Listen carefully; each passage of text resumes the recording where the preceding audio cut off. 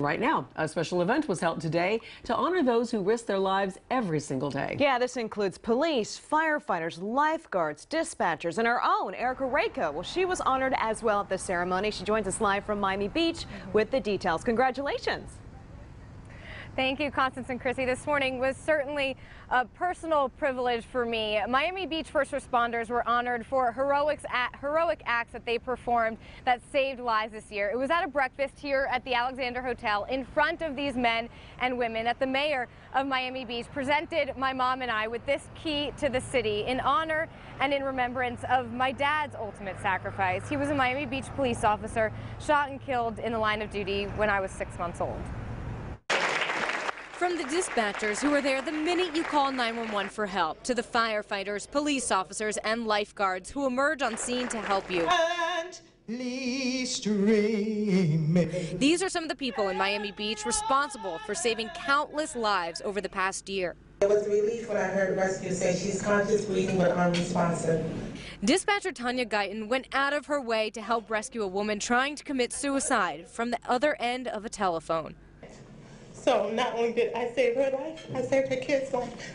Today, a breakfast to honor these heroes. The stories involve more suicide prevention, firefighters rescuing a man trying to jump from a building on New Year's Eve. When we saw, he looked like he had just given up hope, and when he was going to do it, all three of us pretty much looked at each other and rushed in and were blessed enough to make the save. They're police officers like Kendrick Brailsford and Reginald Horton, who last April were working just a traffic crash but heard screams and ran to save a 71-year-old woman from being raped. The gentleman already battered her, and he was about to sexually assault her. And we got there just in time before the sexual assault took place. This second annual event put on by the Miami Beach Chamber of Commerce. It's a tough job to be a police officer. It's a tough job to be a firefighter every day. You deal with a lot of stress and you deal with a lot of difficult situations. And to see your community and your true leaders in the community, the business community, recognize performance periodically is great.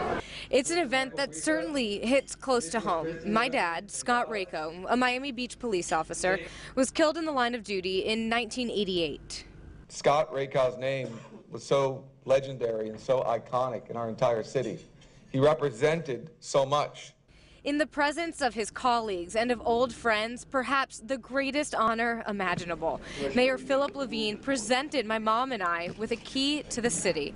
It defines everything that I was always told after Scott died, was that they would never forget us. This is a place where I was born, I was raised, I played, I got married to Erica's dad here. It's a tribute to the place my dad called the most special place in the world, the place he was working so hard to make safe for people to live, visit, work, and play in, just as these officers continue to do today. Everybody knew your dad, and if your dad was still here, he'd be here, you know, and be recognized and be one of our honorees.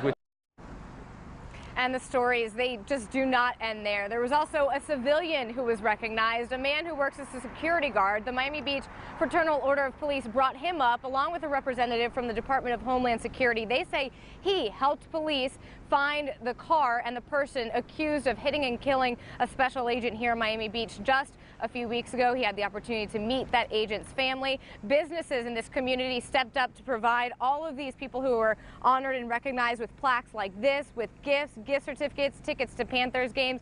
So it was really a work of the police department, firefighters, the Chamber of Commerce, and local businesses here today. You'll hear much more about this coming up tonight if you tune in at 5 o'clock. For now, we're live in Miami Beach. Erica Rako, Local 10 News. Very inspiring stories and made us choke up here a little bit. Thanks, Erica, for bringing us all that.